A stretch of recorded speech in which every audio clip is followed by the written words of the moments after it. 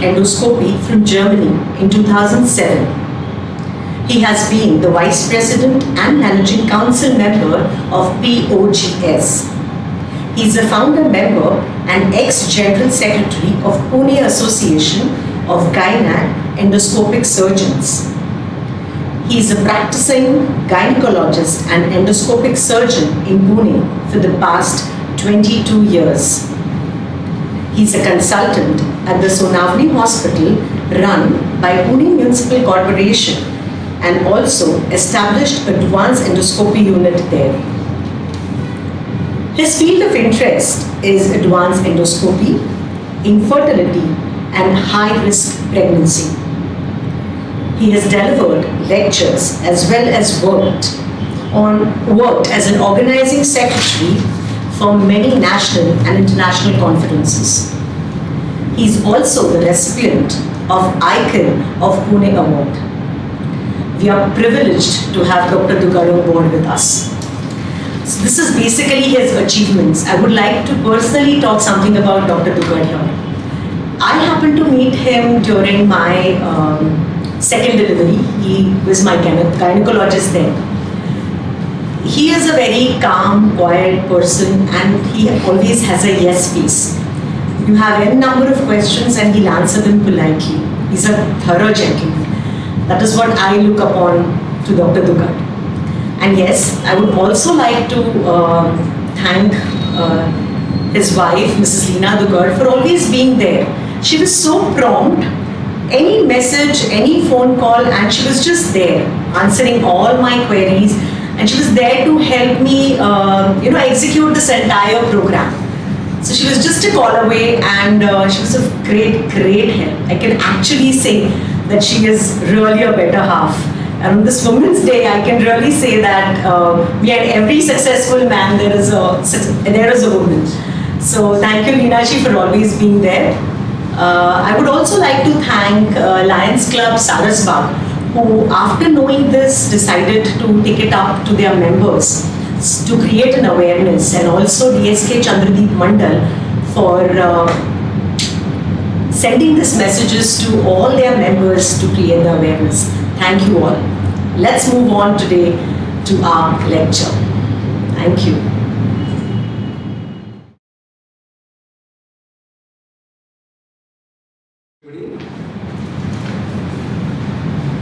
First of all, thank you, Mrs. Pua, for those wonderful words. At the outset, I would like to congratulate all the women on this International Women's Day and pray for their better health. We as a gynecologists, we always are striving hard for the betterment of women's health, and today's program, which is organized by Ms. Purva's Nritya Academy, I would like to thank this institute for taking out time and giving me an opportunity to share my views on this burning topic, which I am going to share with you today. Cervical cancer. How to prevent it? Whether can we really prevent it? And I think we will start with the presentation for us. Before we start the presentation, I would ask everybody a question. Whom do you fear most? Probably most of the people listening to me would come out with two answers immediately. First is World War III and the second is Corona. And I agree, but there will be some people like me who would say, I fear my wife most. But keeping the jokes apart, every one of us over here fears death. And if it is so, let us just know what are the causes of deaths in females, especially in India. The leading causes of death in females are cardiovascular disease, fracture and cancer. Cancer happens to be one of the major reasons for death in females over in India.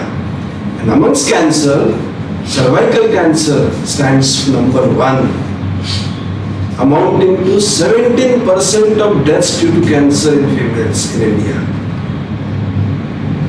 You will be surprised to know and you will be sad to know that we are losing 33,500 females every year just because of this one cancer. And most important is almost 70% of these deaths are in the age group of 30 to 69, the average age of 45 to 50 years. When the female is in 50s, her kids are in early 20s.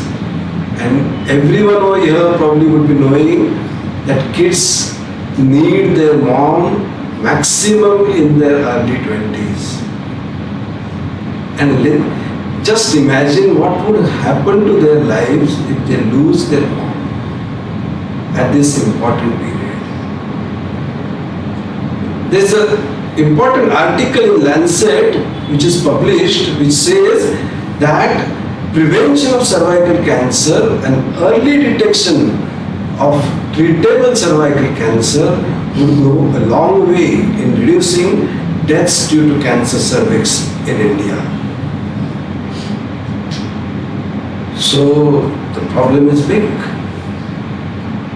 You will even come to know with this slide that every 7 minutes we are losing one woman because of cervical cancer in the world.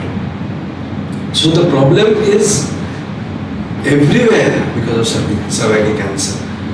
But the problem is that we have not taken it seriously. You probably care for your looks, you care for your shape, you care for your family. Do you really care for cervical cancer? I'm sure most of you would say no. And that there lies the difference. Look at this slide which tells us that almost 87% of deaths due to cervical cancer or 87% of cervical cancer victims are lying in the developing countries like India. And developed countries are having only 13% of cervical cancer. US has reduced the deaths due to cervical cancer by 50% just by implementing the screening for cervical cancer in their routine program. But we are yet to take any action. The number in our country or number in developing countries is more because most of the females who are here in India do not visit gynecologists once their family is complete. The routine screening program, which is usually run by the government, is not there in India. And on top of that, illiteracy, poor hygiene, and lower health awareness add fuel to the fire. And because of which, CS cervix or cancer cervix happens to be number one cancer causing death in Indian women. So now with this background we come to know that the problem is big. Now if we know that the problem is big and we need to solve it, then we need to know, to go to the root cause and find out what is the problem, what is it causing this problem, can we prevent it, can we diagnose it early, so we will answer the things one by one. So whenever I talk about cervical cancer, some people get confused whether it is a cancer of the cervical spine. It's nothing to do with cervical spine. It is this part of the uterus. बच्चेदानी का मुंह है ये.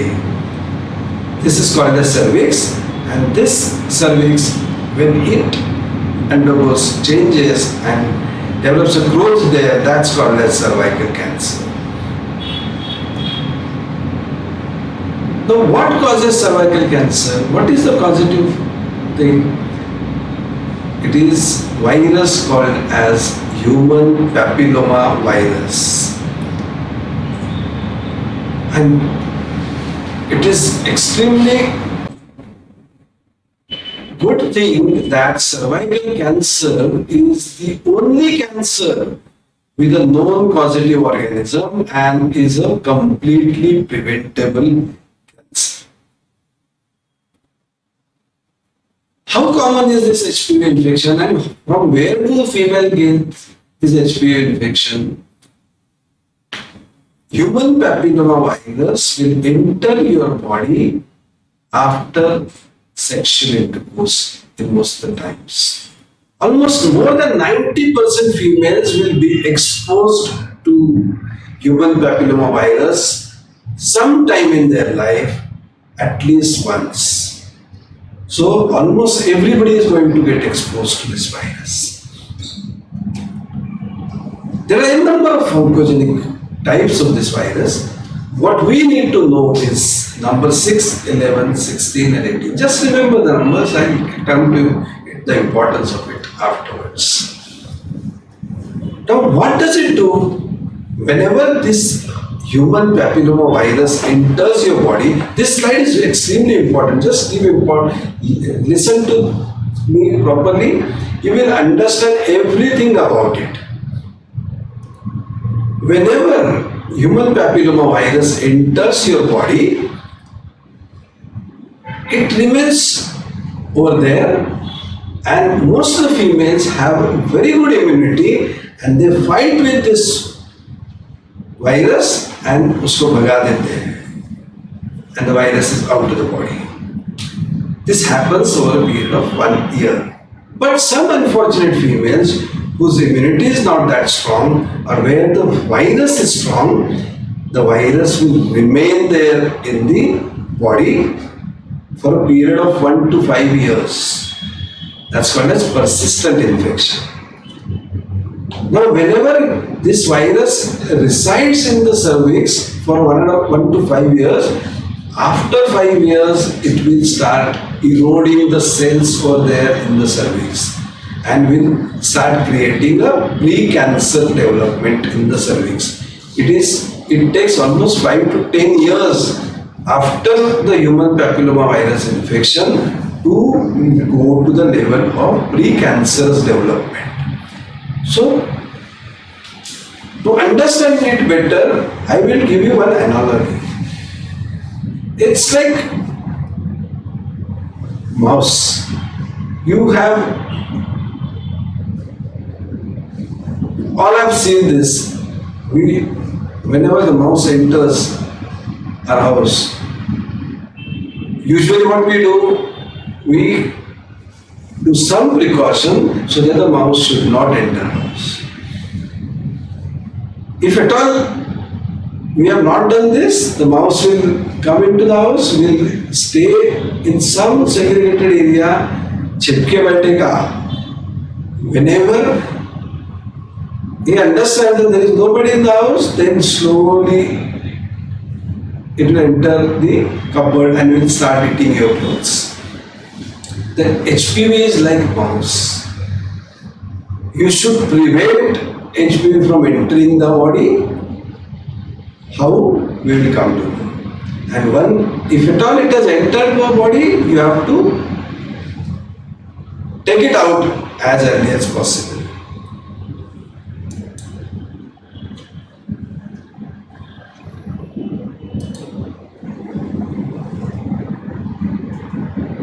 So now whenever you listen to this, the first question probably that will come to your mind is, are there any warning signs? How will we come to know that HPV has entered our body? Unfortunately, there are no warning signs.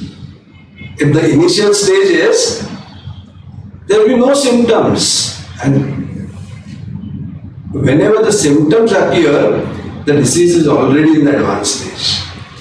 So most of the cases of CS cervix, the cases go unnoticed in the beginning, and by the time they come to know that there is something going wrong, then cancer cervix is already in advanced stage. These are certain symptoms of cancer cervix like heavy menstrual bleeding, intermenstrual bleeding, postcoital bleeding, or foul smelling discharge. Now, can we prevent this cervical cancer? Yes, there can be two things. Either we will prevent cervical cancer by preventing the entry of HPV into our body by giving vaccination, and by knowing whether there is HPV inside the body still remaining, and diagnosing it and treating it in such a way that whatever HPV infection is there inside, it is taken care of. So the only way to diagnose and treat cervical cancer in early stages is to screen to protect against cervical cancer. And how do you screen?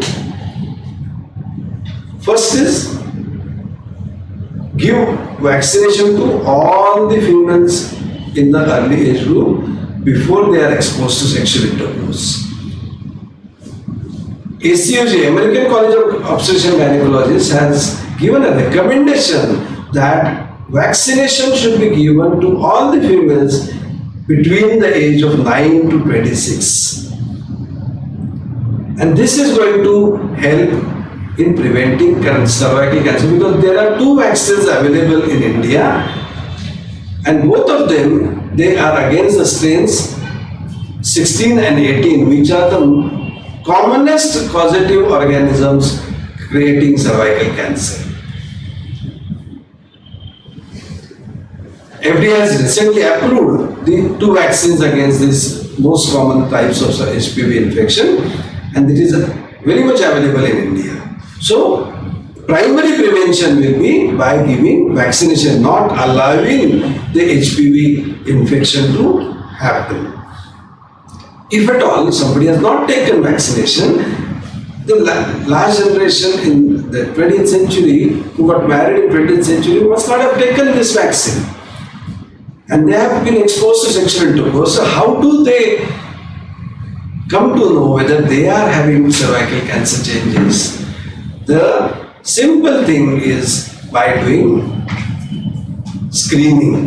There are different ways, but two most important things are knowing whether HPV infection is there, the human papilloma virus is lying there in your body, by doing a test called as HPV hybrid capture 2 or HPV Digin test. So this test will diagnose whether you are harboring human papilloma virus in your body. Suppose this test is not available over there. In the rural part of India, maybe we may not be having this test easily available over there. There what can be done? We can just take the scrapping of the cervical cells and see whether there is a precancerous change occurring in those cells. If the precancerous change is occurring in those cells, that can be seen on a test called as papillicular or pap smear.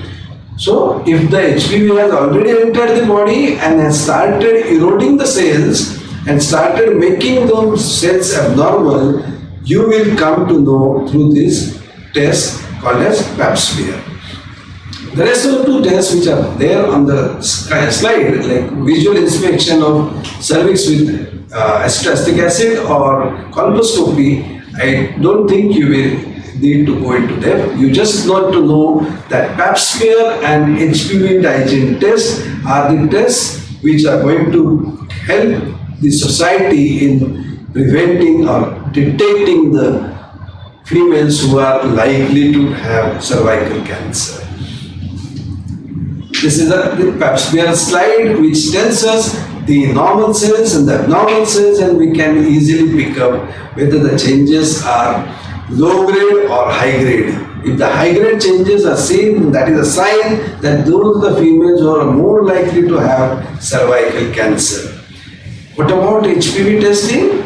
Extremely simple test. It diagnoses almost 13 oncogenic types of the human papillomavirus. And how sensitive it is? Extremely sensitive test in detecting the cancer cell patients. If this test is negative, you will be surprised to know you have assurance of 99.7% that you will not develop cancer cervix in the coming 5 years. If the test is negative, you have to repeat the test after every 5 years. If the test is unfortunately positive, does it mean that everything is over? You are going to die of cancer? No. It merely means that the human papilloma virus is still there in your body and you need to take out those virus and the effects of the virus as soon as possible. And how difficult it is? It is very simple. I'll tell you in a minute. So who should go for this test? Every woman beyond the age of 30 years should do HPV testing and pap smear after the age of 30.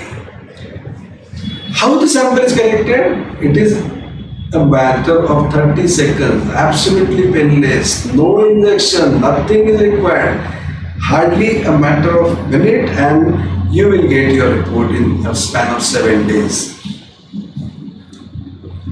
So now again we come to this slide where now this initial entry of human papilloma virus which takes place in your body, we are preventing by giving vaccination to our girls, our daughters between the age of 9 to 26.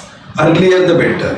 Before 15 if we are giving, then there are 2 vaccines available in India by the name Gardasil and CERVIX. Gardasil covers 4 oncogenic types of human papilloma virus, 6, 11, 16 and 18, and it has to be given in the schedule of 0, 2 and 6. That means if you have taken a vaccine today, then after 2 months that second dose will come, and after 6 months the third dose will come. If you are taking CERVIX covers 2 oncogenic types of HPV, that's 16 and 18. Mind well, 16 and 18 are the most important oncogenic types causing cervical cancer. So CERVIX has to be taken as 0, 1 and 6. So if you have taken CERVIX today, then after 1 month, second dose will come, and after 6 months, third dose will come. There are people who promote taking only 2 vaccines if you are giving vaccines below the age of 15, but I would not like to confuse anyone. You take 3 vaccines and that will sort your problem forever. Now unfortunately, if the people have not taken vaccine and if you have been exposed to sexual intercourse, probably the virus must have entered your body and you will become able to diagnose that by doing HPV testing during this part when you are just harboring the organism but you have not had any changes in your cervix. Now in this part of the cancer where the precancer development is taking place, you will be able to diagnose this by doing a test called as pap smear. And now suppose if you happen to be HPV positive or if you have some changes in the cervical glands, then what needs to be done? Nothing. It's very simple. Just scrap out that abnormal part of the cervix and throw it out. That's all. I'll again give you an analogy. Apple, you must all have seen. If you want to eat apple, sometimes you come to know that the apple is rotten on one side. It has become red. So you don't want to eat that part. So what we do? We just scrap out that red part and see to it that nothing which is red is remaining on the apple side. It's all white on the apple side, and then we are happy and we eat the apple. Same thing. In the cervix, if there are changes, we just scrap the cervix. That's called as loop electrosurgical excision procedure, through which we just scrap the cervix, which is abnormal.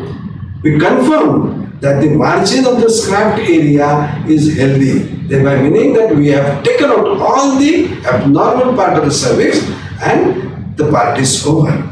The treatment is over. You are free of the disease and you will never ever be going ahead and developing the bad part, which is invasive cervical cancer.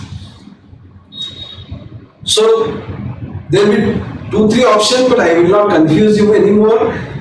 You just need to do human papillomavirus testing and pap smear after the age of 30. Now somebody will ask me, if I am below 30, what should I do?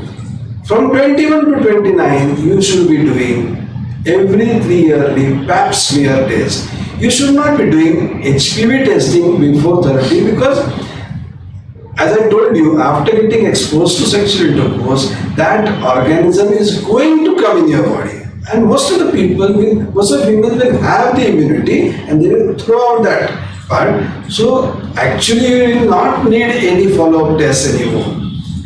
So HPV will confuse you if you do it between 21 to 29. 21 to 29, yes, do pap smear.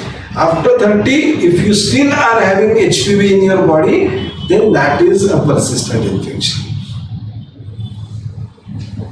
Now, after giving all this information, some myths I have come to know through my lectures often, that some people ask that regular pap test is enough to protect against cervical cancer. No, pap test will not be enough. You have to treat by doing colposcopy and lip procedure. Then only you will get rid from the disease. If you have, another myth is if you have human papillomavirus infection, you will probably get cervical cancer. That is also not true because not all the strains of the HPV will cause cervical cancer. So HPV infection is common, but cervical cancer is not that common. The third myth is women with HPV will experience warning symptoms. I have already told there are no warning symptoms in the beginning. And you will never be able to understand when you have got that infection and whether you are still having that infection inside. The fourth myth is if a woman gets HPV vaccine, she no longer needs to take any test. No, that's wrong. Because as I told you, the HPV vaccine is going to give you protection against only 2 oncogenic strains which are important, 16 and 18. Gardasil might give protection against 4, but there are so many HPV strains.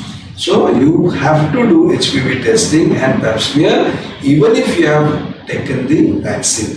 So the bottom line is all women, including those who are vaccinated, should undergo regular screening with HPV diagnostic testing, and maybe if you are before 30, you should do pap smear on a regular basis. If your HPV testing is negative, you just relax for 5 years and get it done again after 5 years. Okay. So I just want to ask you one question. Do we really need Women's Day to know all this? And do we really need some special day to do this test? Is cancer going to wait? No.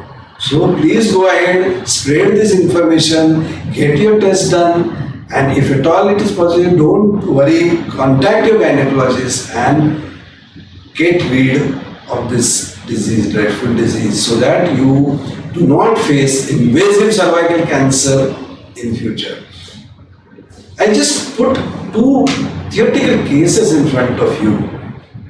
When we are trying to catch these females who are likely to develop invasive cervical cancer in future, we are trying to save some hysterectomies. We are trying to save some unindicated hysterectomies also. I'll just read out the cases for you. There is one theoretical case which is 37-year-old female complaining of false smelling, blood-stained vaginal discharge since 1 year. Vaginal bleeding after sexual intercourse, heavy periods, intermittent bleeding. After having so many things, she kept quiet for a year. I am surprised. Went to a doctor. She was, of course, diagnosed to have a cancer in the stage 3, which was beyond repair.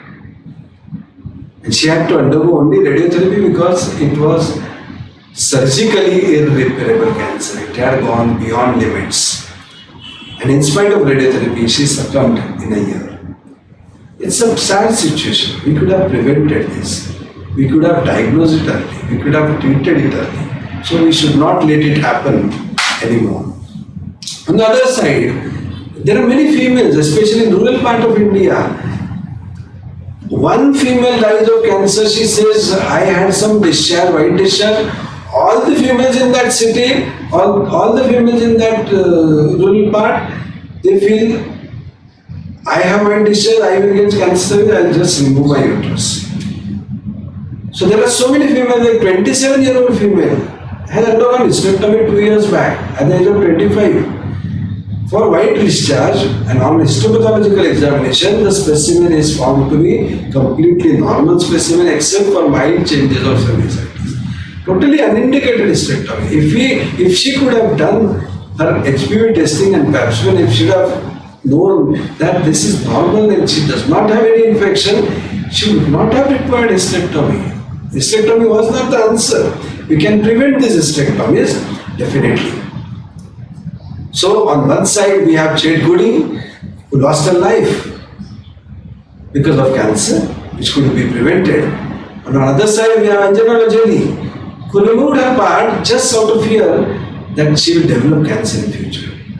So both these things one should not let happen. So all of you should say, I can prevent cervical cancer, and so can you. So stay aware and updated on cancer prevention. Go to the gynecologist and ask about HPV testing, Pap smear, and share this information with your friends and family members. Thank you so much for your kind attention. I think you all have taken just a step ahead towards saving a few more lives in this country. And if you need any information on this part, I will be very, very happy to give you information. I have put on my number over there. You please note down my number. You can send me your queries. I will definitely be happy to answer all those queries. Even today, if you have any queries, please pass on your questions. I will definitely be happy to answer all your questions. Thank you so much, and thank you so much, Ms. Purvaji, for inviting me and giving me an opportunity to share my views, share my information for this wonderful topic. Thank you so much.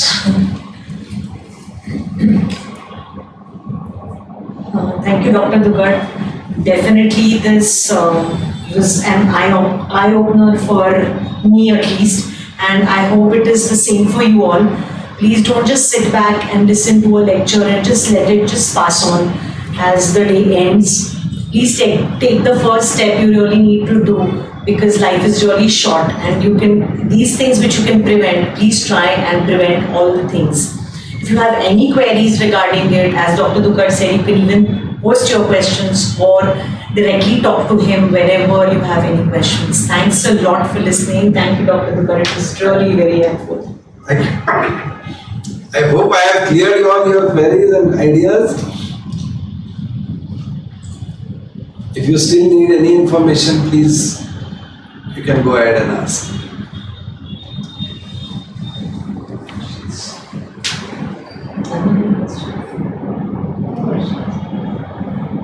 If there are no questions, then probably all the information has been passed on properly, or I think the other side is I have confused you a lot.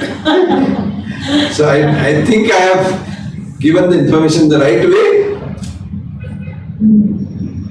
Please act accordingly. Thank you so much. Thank you.